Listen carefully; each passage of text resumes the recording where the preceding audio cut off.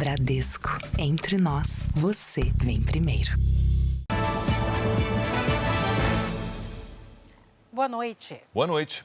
As fraudes bancárias estão cada vez mais sofisticadas e difíceis de se identificar. Criminosos montam falsas centrais telefônicas e se passam por funcionários de bancos para enganar as vítimas. Às vezes são várias ligações durante o dia. E essas quadrilhas, Sérgio, se aproveitam do nervosismo das pessoas diante de uma possível fraude e acabam convencendo a vítima a fazer transferências de dinheiro via Pix. Quando o telefone tocou, não era um número estranho. A advogada, que prefere não se identificar, conta que o homem tinha informações precisas sobre a movimentação financeira dela em várias instituições. Ele ligou para mim, dizendo que ele era o gerente do banco que eu movimento a minha conta. E você tem valores em determinada agência nos cofrinhos. Mas tudo não passava de uma fraude. O falso gerente disse que até já havia uma transferência agendada de R$25 mil. Para evitar o problema, era preciso passar um Pix para uma chave fornecida por ele. Segundo especialistas, um clássico esquema da falsa central telefônica. Em 2 transferências, ela perdeu quase R$33 mil. Quando você para e você vê que o teu dinheiro não está mais na conta e a ligação cai. Ali você para e fala, acabou. As instituições negam ter havido qualquer falha de segurança. A Febraban alerta que os bancos nunca solicitam senhas e nem pedem que clientes façam transferências. Este advogado orienta: ao receber qualquer ligação diferente, não faça nenhuma transação. Toda vez que você entra e coloca o seu login, seja ele por reconhecimento facial ou por senha, e depois você autoriza uma transação, qualquer que seja, você está conivente com aquilo que foi feito na sua conta. Se você não fizer nada e o seu dinheiro sumir sem que você faça nada, a instituição vai te retornar 100% do dinheiro. Mas isso dificilmente deve ocorrer com a advogada. Eu tenho uma viagem para fazer agora dia 13. Eu não tenho dinheiro, eu não tenho psicológico para fazer essa viagem. Como é que alguém viaja chorando a cada 5 minutos? INSS abre processo contra entidades investigadas por descontos indevidos de aposentados. Governo estuda plano para ressarcir vítimas de fraude.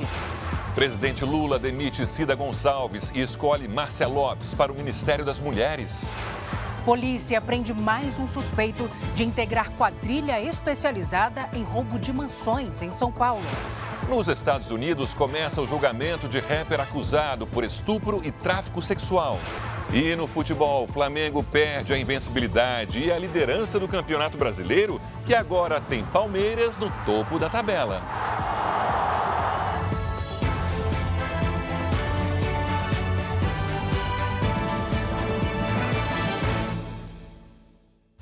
Oferecimento Bradesco, cartões de crédito com benefícios de estrela de cinema.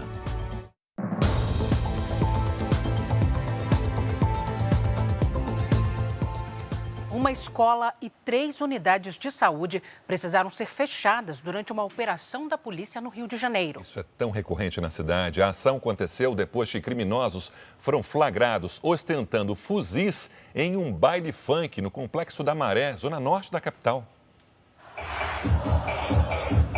As imagens são de uma festa realizada no Parque União, uma das comunidades do Complexo da Maré. No meio do público, vários homens aparecem com fuzis. Este criminoso aponta a arma para o alto. A região é controlada por Jorge Luiz Moura Barbosa, o alvarenga, chefe do tráfico. Segundo a polícia, ele é conhecido por promover bailes funk para aumentar a venda de drogas. Hoje, a Polícia Civil, com o apoio de um blindado, fez uma operação para tentar prender o traficante. Neste imóvel, os agentes encontraram drogas e materiais utilizados para o preparo dos entorpecentes. 2 tonéis cheios de lança-perfume também foram apreendidos. Além do tráfico de drogas, Alvarenga também é investigado por explorar serviços clandestinos de internet e gás e lavar dinheiro por meio de empresas dentro e fora da comunidade. Ao todo, ele responde a 175 inquéritos por crimes como assassinatos e ocultação de cadáver. O traficante é procurado há mais de 20 anos e, novamente, conseguiu escapar. O comando do tráfico na região foi herdado do pai, que também era traficante. Segundo os investigadores, Alvarenga quase não circula pela comunidade para não ser visto. Tanto que a única foto disponível nos bancos de dados oficiais é da primeira carteira de identidade. Para manter o sigilo do esconderijo, criminosos esvaziam as ruas e proíbem os moradores de ficarem nas janelas. Bem diferente das festas promovidas por ele, em que as demonstrações de poder são explícitas. Uma quadrilha invadiu o sistema de uma associação que atende crianças com síndrome de Down e autismo em Campo Grande, Mato Grosso do Sul, e roubou 60 mil reais. Não dá para querer esperar sensibilidade de criminosos, infelizmente. E hoje a Polícia Civil fez uma operação e prendeu 2 suspeitos desse crime. Um homem no interior de São Paulo e uma mulher na capital paulista. Em uma casa na Zona Norte, os policiais cumpriram um dos 6 mandados de prisão temporária. A suspeita é uma mulher de 33 anos, que, segundo a investigação, faz parte da quadrilha. O companheiro dela também está preso. Outro suspeito foi detido na cidade de Pardinho, no interior do estado. De acordo com a polícia, o grupo conseguiu acesso às senhas para movimentar a conta bancária de uma entidade filantrópica que presta atendimento a crianças com autismo, síndrome de Down e microcefalia em Mato Grosso do Sul. Uma associação criminosa com alto conhecimento técnico de informática para poder ingressar na conta de outra, né, e quebrar exatamente a questão das senhas. A quadrilha conseguiu fazer 3 transferências da conta da associação. O valor somado chegou a quase 60 mil reais.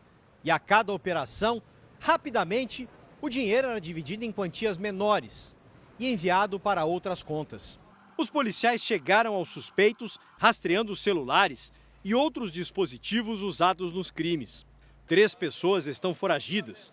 O grupo deve ser indiciado por associação criminosa e furto mediante fraude eletrônica. Eles vivem bem. Às custas de quem? De crianças que necessitam de apoio numa instituição digna. O dinheiro desviado pelos criminosos foi devolvido pelo banco à associação. Mais de 220 mil mulheres já pediram medidas protetivas à Justiça nos 3 primeiros meses deste ano aqui no país. Para agilizar esse processo, 8 estados disponibilizam ferramentas para que as solicitações sejam feitas pela internet. Cláudia precisou abandonar a casa onde morava com o filho para fugir das ameaças do ex-namorado. Os ciúmes começou a ficar mais intenso e era por qualquer coisinha. Até que ele começou a ameaçar mesmo de morte, né? Uma hora ele ameaça, outra hora ele diz que ama. As ameaças continuaram e Cláudia resolveu procurar a polícia para pedir uma medida protetiva. Uma decisão difícil. Claro que dá medo. Dá muito medo porque tu pensa em todas as consequências, né? Mais de 220 mil solicitações de medida protetiva de urgência já foram registradas neste ano em todo o país. A Justiça concedeu cerca de 150 mil. Para a polícia, muitas vítimas deixam de denunciar os agressores por medo de ir à delegacia. Em 8 estados, as mulheres podem fazer os pedidos pela internet. No Rio Grande do Sul, uma plataforma foi implementada no fim do mês passado, depois que 10 mulheres foram mortas no feriado de Páscoa. Em poucos dias, o sistema recebeu 407 solicitações. É possível fazer o pedido online também no Piauí, Sergipe, Ceará, Mato Grosso do Sul, Mato Grosso, Rio de Janeiro e Espírito Santo. Até no momento que elas estiverem sendo agredidas, elas vão conseguir pedir a medida protetiva dentro da própria casa, né? Não vão precisar sair, correr o risco para pedir uma medida que demora às vezes, né?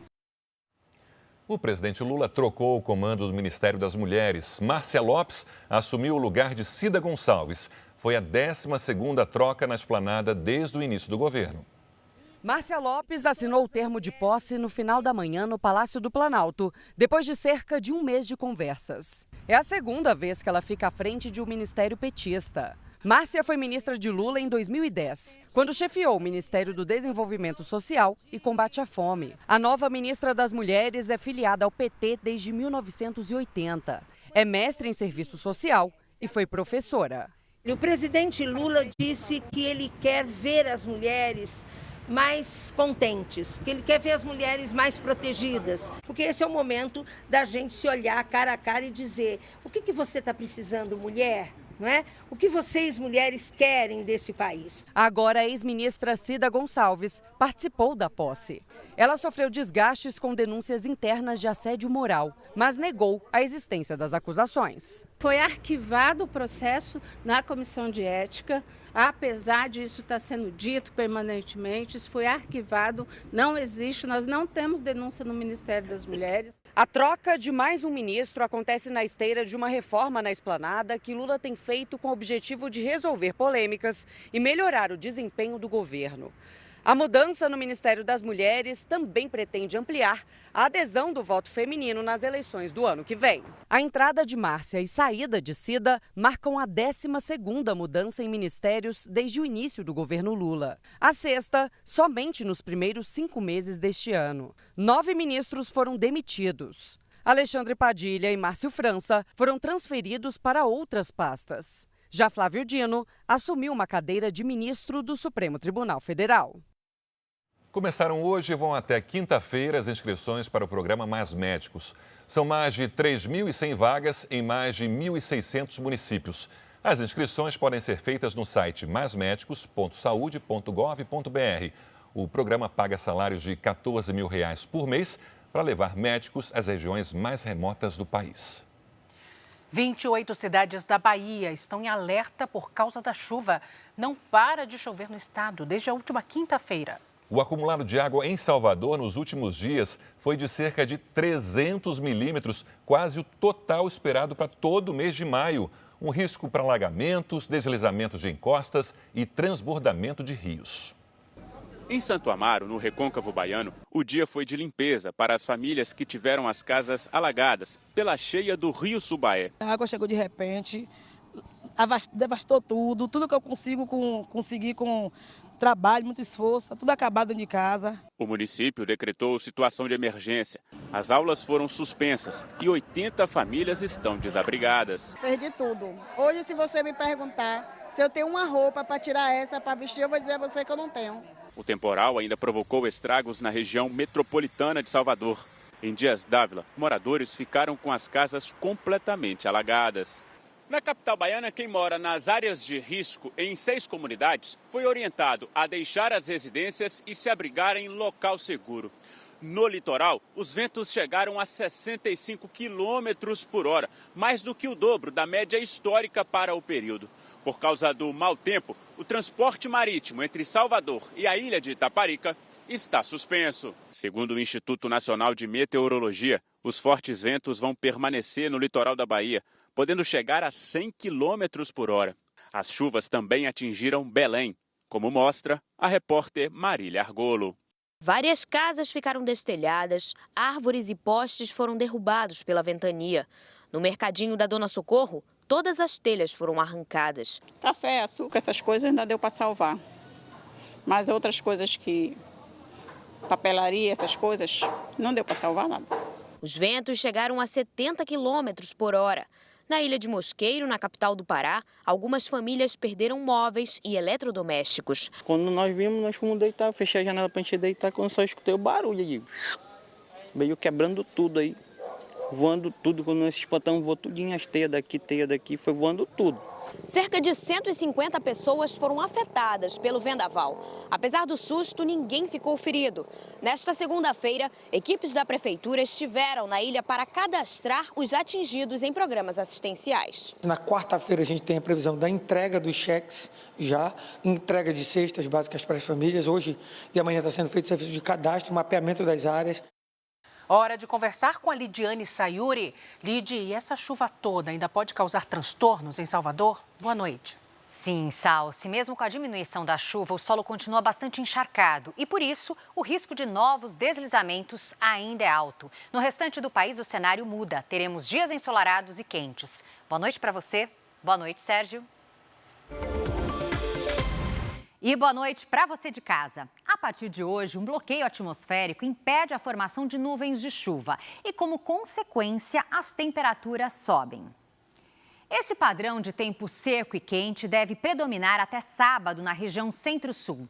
Os estados mais afetados serão Rio Grande do Sul, Santa Catarina, Paraná e Mato Grosso do Sul, com temperaturas de até 5 graus ou mais acima da média. Na capital paulista, os próximos dias seguem com muito sol, poucas nuvens e calor. As máximas chegam aos 30 graus, sem previsão de chuva. Hoje, a chuva forte caiu sobre Pernambuco, Bahia e Alagoas. Neste momento, as imagens de satélite mostram áreas de instabilidades nos pontos coloridos. Amanhã, uma forte circulação de ventos no interior do continente afasta as nuvens carregadas de grande parte da região Centro-Sul. E o dia será de tempo seco e ensolarado. A chuva segue concentrada nos extremos do país, com alertas no Amazonas, Roraima, Bahia e Rio Grande do Sul.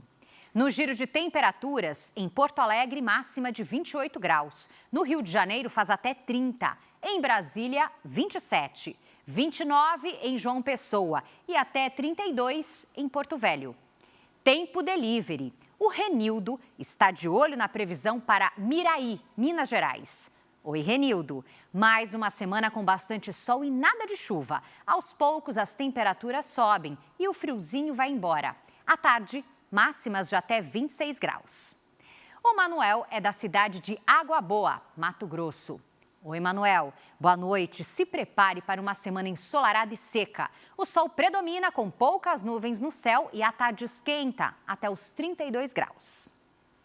Participe, poste sua mensagem nas redes sociais com o nome de uma cidade e a hashtag você no JR. Salsi, Sérgio.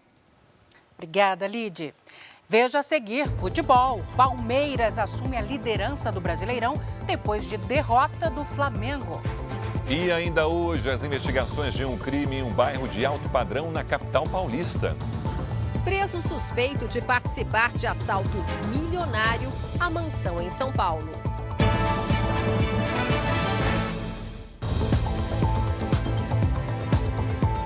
A Petrobras anunciou a terceira redução no preço do diesel para distribuidoras de combustíveis, isso em pouco mais de um mês. O recuo agora é de 16 centavos, com o litro custando, em média, R$ 3,27. O novo preço passa a valer nesta terça-feira e, de acordo com a Petrobras, desde março, o preço do litro do diesel caiu 45 centavos. Começou hoje, nos Estados Unidos, o julgamento do rapper e empresário americano P. Diddy. Ele é acusado de estupro e tráfico sexual e, se for considerado culpado, pode pegar prisão perpétua. Jornalistas de todo o mundo cercaram o tribunal de Nova York, onde o caso vai ser julgado. Sean Combs, ou P. Diddy, é acusado de usar a fama na indústria musical para abusar de mulheres. No caso, levado agora ao tribunal, a justiça apura denúncias de tráfico sexual e extorsão. O rapper de 55 anos está preso há 8 meses, à espera do julgamento. A promotoria afirma que ele liderou uma organização criminosa que abusou, coagiu e ameaçou mulheres. Diddy é descrito pelas supostas vítimas como um violento predador sexual que usava o álcool e as drogas para cometer crimes. Se for considerado culpado pelo crime federal de conspiração para extorsão, pode pegar prisão perpétua. O julgamento pode durar um mês. A acusação pediu 3 semanas para apresentar o caso com testemunhas e evidências. Já os advogados do rapper querem 1 semana para apresentar a tese da defesa. Segundo os promotores, o processo está concentrado em 4 vítimas que não tiveram os nomes revelados. O músico também enfrenta uma série de processos judiciais de mulheres e homens que o acusam de estupro e agressão em casos que ainda são investigados. P. Diddy é considerado um dos maiores nomes do showbiz americano. Como cantor e produtor, já venceu mais de 10 Grammys, o mais conceituado prêmio da música mundial. Ele também agenciou carreiras de astros como Jay-Z e Justin Bieber. O Campeonato Brasileiro tem um novo líder. O Palmeiras retomou a primeira colocação depois de vencer o Vasco. Quem está com a gente hoje é o Bruno Piscinato. Oi, Bruno, boa noite para você. Parece que finalmente o atacante Vitor Roque desencantou. Boa noite, Salsi. Boa noite, Sérgio. Demorou, mas saiu. A contratação mais cara da história do Palmeiras fez o primeiro gol dele pelo Verdão. Vitor Roque não marcava havia 13 jogos. Gol de bicicleta você já viu, mas e defesa heróica de bicicleta? O lateral argentino Giai do Palmeiras salvou o que seria gol do Vasco. Já a defesa do time carioca fez lambança. Hugo Moura foi sair jogando dentro da área, errou o passe, colocou a bola no pé do Estevão, que deu um presente para Vitor Roque finalmente desencantar. Depois de 13 jogos, a contratação mais cara da história do Palmeiras marcou o primeiro gol pelo clube nesse jogo disputado em Brasília. E o sentimento é de alívio e de muita felicidade. Desde a minha estreia tenho buscado esse gol e graças a Deus pude marcar ontem. Graças a meus companheiros também, ao Palmeiras, a todo o staff que me ajudou bastante, ao professor Abel. O gol valeu os 3 pontos e a liderança do Brasileirão à frente do Flamengo. Com essa vitória de número 86, Abel Ferreira ultrapassou o Felipão e se tornou o técnico mais vitorioso da história do Palmeiras na competição.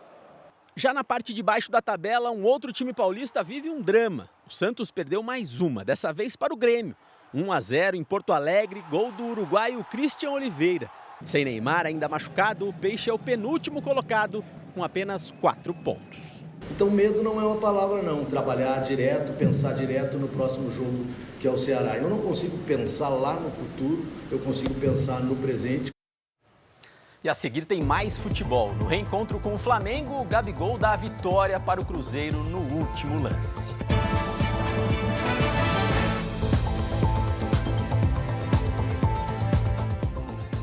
Foi preso em São Paulo mais um suspeito de pertencer a uma quadrilha especializada em assaltos a casas de alto padrão.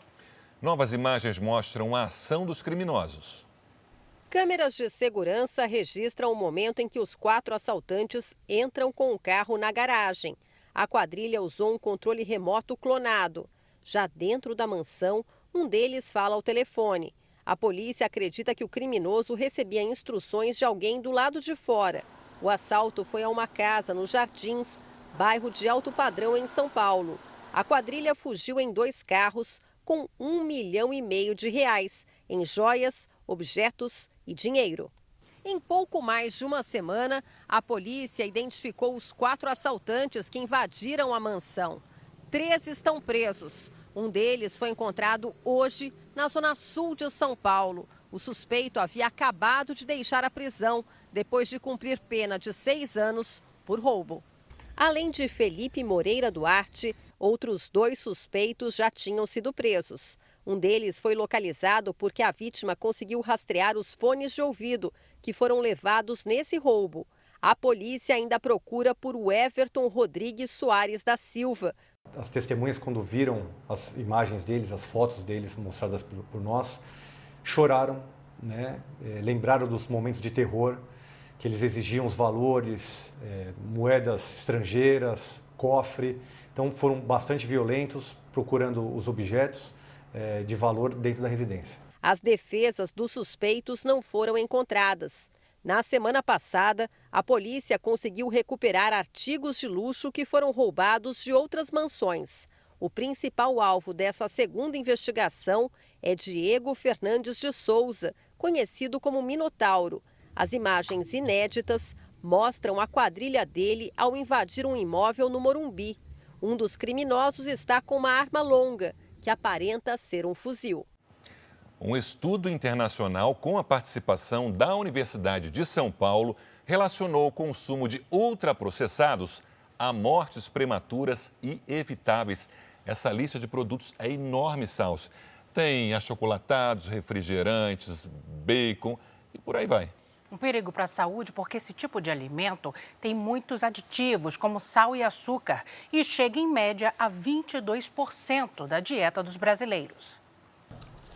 O Arnaldo consome os alimentos chamados ultraprocessados. No almoço levo, às vezes, macarrão instantâneo, como salgadinho, café, pão, bolacha, biscoito e refrigerante também. Ultraprocessados levam aditivos, conservantes, corantes e aromatizantes artificiais.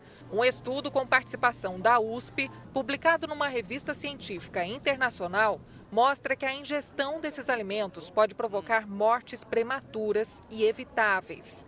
A pesquisa analisou dados de 8 países em 3 continentes, entre eles o Brasil. Os mercados de baixa e média renda são aqueles onde eles mais avançam ultimamente. Então, a gente vai ver esse fenômeno mais intenso, mais recentemente, nos países latino-americanos, inclusive na África também. O levantamento também apontou que os ultraprocessados compõem 22% da alimentação dos brasileiros. Para os especialistas, o número é um sinal de alerta, já que o alto consumo desses alimentos já foi associado a 32 doenças. Entre elas, as cardiovasculares, alguns tipos de câncer, diabetes e até depressão.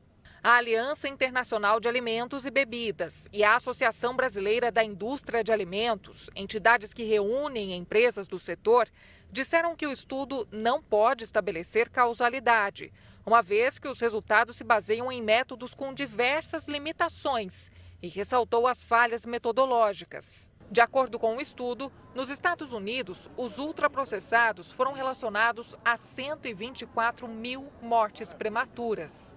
A Silvia cresceu consumindo bolachas e refrigerantes. Para a filha, quer outros hábitos. A Laura tem 3 anos e ela não come doce, ultraprocessados. A gente tenta ter uma alimentação super saudável com ela. Escolhas alimentares saudáveis, elas só vão se dar, só vão ser mais fáceis se o ambiente favorecer. Então, isso significa preço menor, significa ter acessibilidade.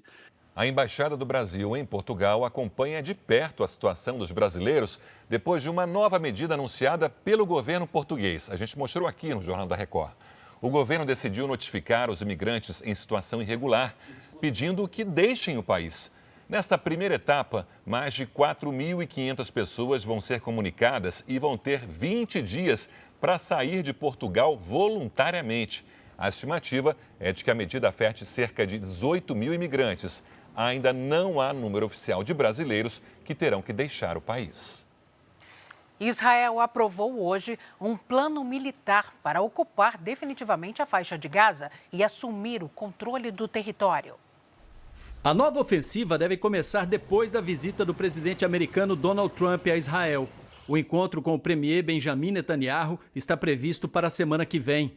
A vinda de Trump a Israel deve representar o último ato de pressão para que o grupo terrorista Hamas liberte os reféns antes de uma grande operação militar.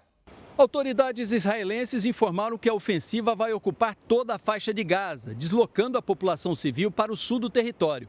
O premier Benjamin Netanyahu disse que o gabinete de segurança decidiu por uma operação enérgica em Gaza. Finalmente vamos conquistar a faixa de Gaza. Não temos mais medo da palavra ocupação, afirmou Netanyahu. Os militares deram início à convocação de milhares de reservistas para reforçar e expandir as operações em Gaza. Estas imagens já mostram a movimentação de hoje em um dos postos de recrutamento. Também hoje, a Força Aérea Israelense lançou mísseis contra instalações utilizadas por rebeldes Houthis no Iêmen. Um dos alvos foi uma fábrica de concreto. O ataque foi uma retaliação pelo míssil que atingiu uma área próxima ao aeroporto internacional de Tel Aviv neste domingo. Os Houthis assumiram a autoria do atentado. Ontem, os Estados Unidos também bombardearam alvos na cidade de Sanaá, a capital do Iêmen. O Reino Unido deu início hoje às comemorações pelos 80 anos do fim da Segunda Guerra Mundial. O centro de Londres, na Inglaterra, parou para assistir ao desfile de mais de 1.300 militares. 3 gerações da família real estavam presentes. O rei Charles III e a rainha Camila, o príncipe William e a princesa Kate Middleton, além dos 3 filhos do casal. O evento de hoje marca o início das comemorações aqui na Europa pelo Dia da Vitória, que completa 80 anos. A data é oficialmente celebrada em 8 de maio, quando a Alemanha nazista se rendeu na Segunda Guerra Mundial. 11 soldados ucranianos participaram do desfile. A celebração acontece em um momento de indefinição no leste europeu. Ontem, o presidente russo Vladimir Putin afirmou que espera não precisar de armas nucleares contra a Ucrânia. A Rússia celebra o Dia da Vitória no dia 9 de maio. O líder ucraniano Volodymyr Zelensky afirmou que não pode garantir a segurança do evento. A declaração foi interpretada como uma ameaça. Cerca de 20 chefes de Estado estarão presentes, incluindo o presidente Lula, que embarca nesta semana para Moscou. De volta ao Brasil, o novo ministro da Previdência já enfrenta críticas. A oposição no Congresso quer abrir uma comissão parlamentar de inquérito para investigar as fraudes no INSS. A primeira semana de trabalho de Volney Queiroz à frente do Ministério da Previdência Social começou com críticas de omissão. Em junho de 2023, ele participou da reunião em que o então ministro Carlos Lupe foi alertado sobre o aumento dos descontos em folha feitos por associações. Volney era o secretário executivo, ou seja, o número 2 da pasta. No Congresso, já há um requerimento de convocação do ministro para que ele explique a fraude. E os parlamentares de oposição insistem em abrir uma investigação política do caso. A oposição aguarda primeiro uma avaliação do presidente da Câmara, Hugo Mota, que não tem prazo para tomar uma decisão. Ele tem mais de uma dezena de pedidos de abertura de CPIs para analisar.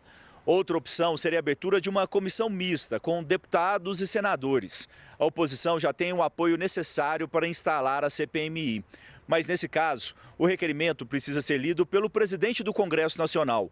Davi Alcolumbre viaja amanhã com o presidente Lula e só retorna ao Brasil no dia 14. Os deputados governistas são contra uma comissão parlamentar e alegam que as investigações já são feitas pela Polícia Federal e a Controladoria Geral da União. E o INSS abriu hoje processo administrativo contra 12 entidades investigadas pela Polícia Federal por descontos ilegais de aposentadorias. O processo busca responsabilizar associações e sindicatos suspeitos de desviar recursos dos aposentados e pensionistas do INSS sem autorização dos beneficiários. Também vão ser investigados servidores do INSS que podem ter contribuído para que os descontos ilegais fossem aprovados. Juntas, as 12 entidades arrecadaram 2 bilhões e 600 milhões de reais. Ministros e técnicos discutiram em 2 reuniões um plano para devolver o dinheiro. A formulação do plano de ressarcimento está sob responsabilidade do INSS e da Advocacia Geral da União. Deve ser criado um canal para que os aposentados e pensionistas afetados possam pedir o dinheiro de volta. A proposta também deve responsabilizar os envolvidos na fraude e detalhar as alternativas para recuperar o dinheiro. Uma das possibilidades é usar créditos extras do orçamento autorizados pelo Congresso e restituir os valores em ações judiciais contra as instituições envolvidas.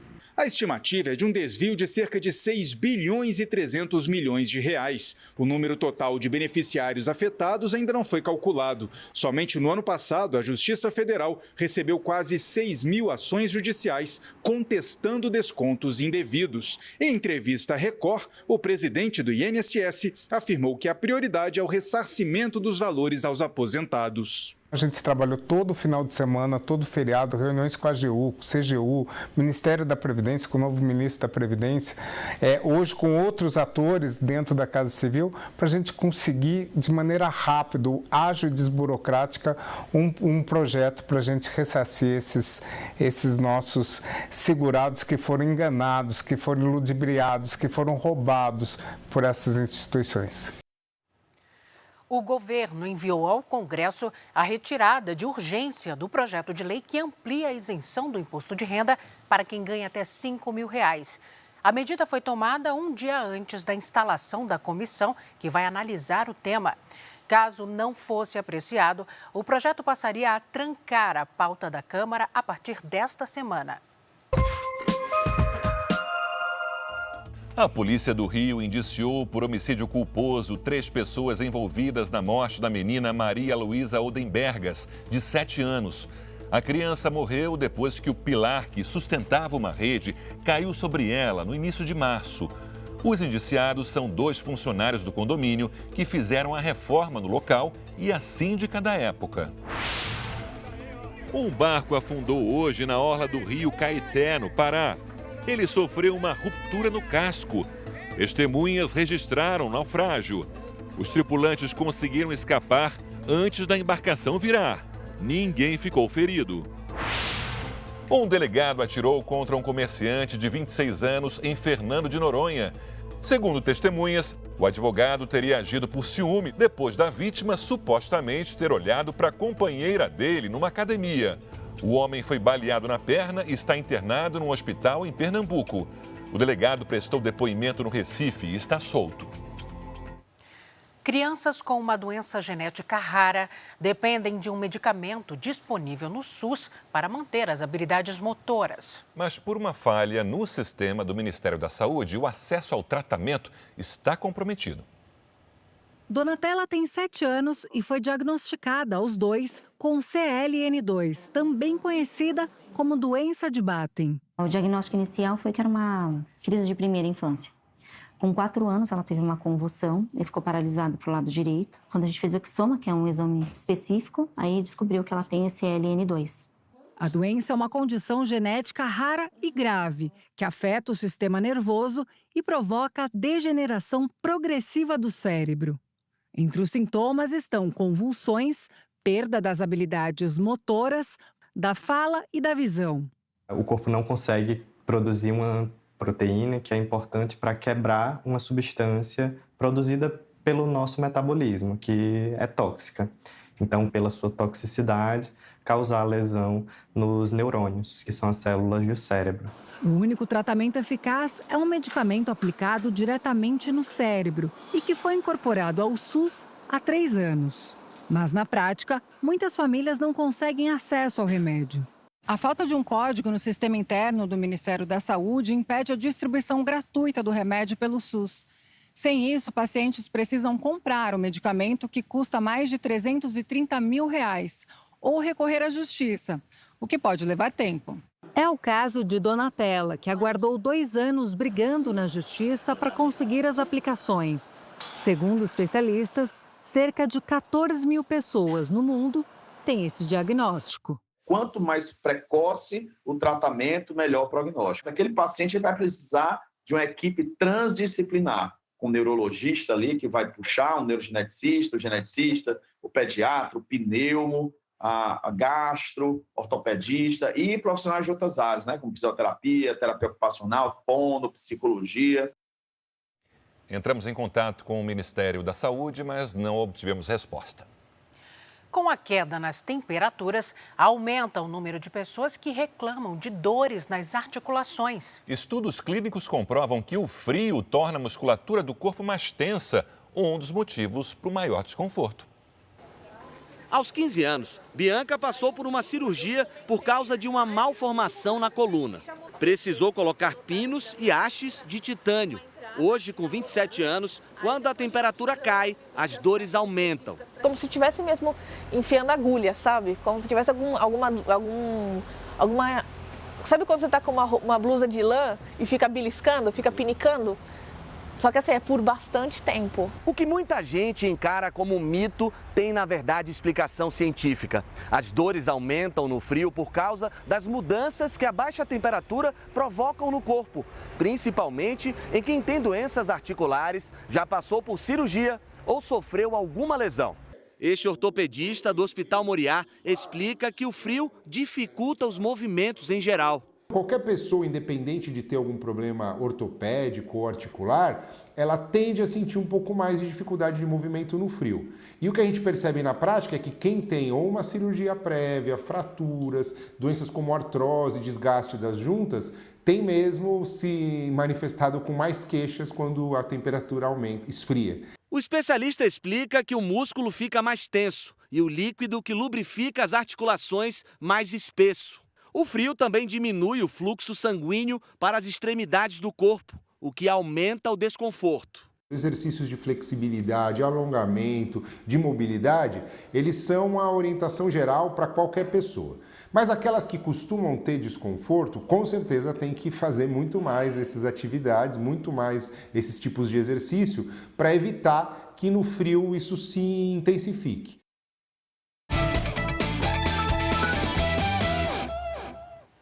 O Cruzeiro venceu o Flamengo num reencontro emocionante entre Gabigol e o ex-clube. Foi de herói para carrasco, é isso, Bruno? Pois é, foi sim. Foi no último lance, no último minuto, com requintes de crueldade, viu, Sérgio? É a lei do ex que entrou em campo mais uma vez. Gabigol marcou o gol da vitória do Cruzeiro no final do jogo. Além de tirar o Flamengo da liderança do campeonato, ele acabou com a invencibilidade de 15 jogos do time carioca no Brasileirão. Olhares e câmeras voltados para ele, Gabriel Barbosa.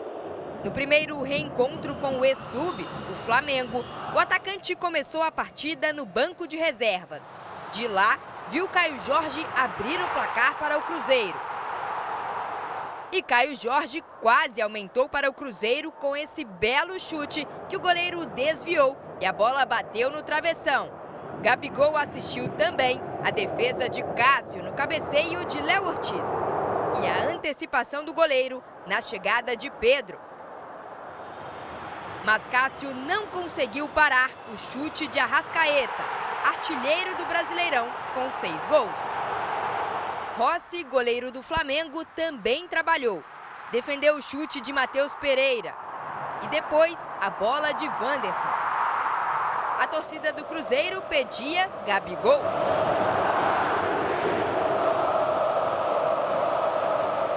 E ele só entrou aos 42 minutos do segundo tempo. Já nos acréscimos, Léo Pereira cometeu pênalti em Eduardo. E praticamente no último lance da partida, Gabigol foi para a cobrança. Na bola, Gabriel! No gol, Rossi! No rebote, Gabriel! Gol!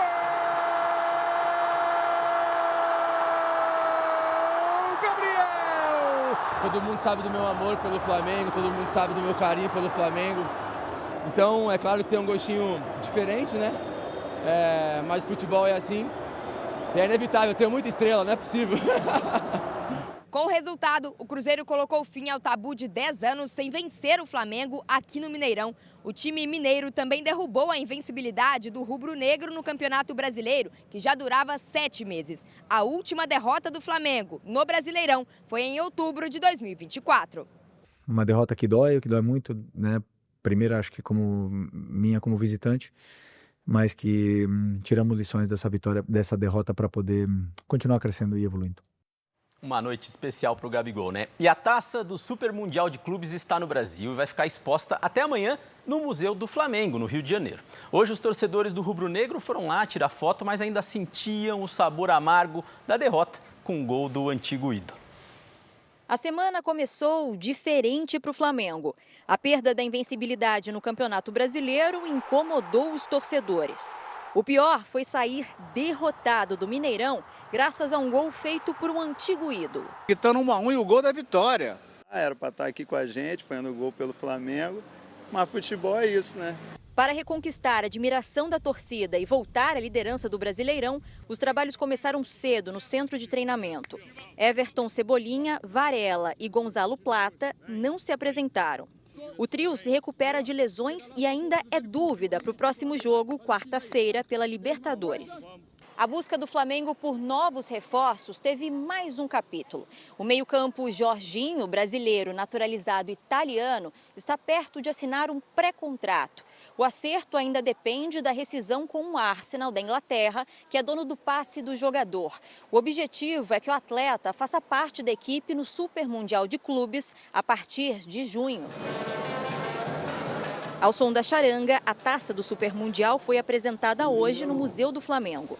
32 clubes vão disputar o torneio nos Estados Unidos. Além do rubro-negro carioca, Fluminense, Botafogo e Palmeiras são os brasileiros na competição.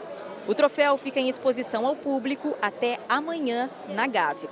Troféu já no museu, confiante para ele ir embora, mas voltar o mais breve possível. Daqui a 2 meses ele está de volta aqui na sede. Será, hein? E para você ter informação exclusiva sobre futebol direto no seu celular, acesse o QR Code que está na sua tela e siga o canal de transmissão do WhatsApp do R7 Sports. Lá você vai receber em primeira mão notícias sobre o seu clube e tudo sobre o Brasileirão.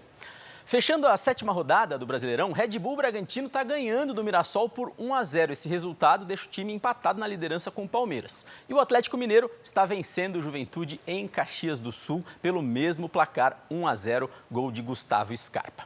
E no próximo domingo, a Record, o R7 e o Play Plus vão transmitir num horário diferente, anotem aí, a partir das 7h30 da noite, um duelo de favoritos ao título brasileiro. Botafogo, atual campeão, e Internacional. Esse jogo será no Rio de Janeiro.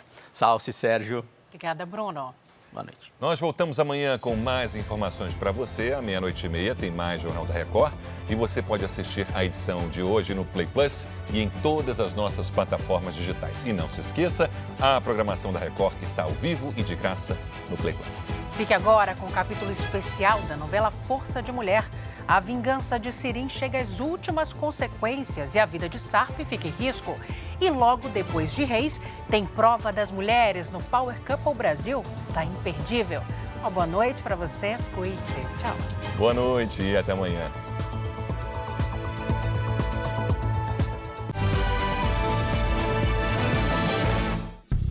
Bradesco. Entre nós, você vem primeiro.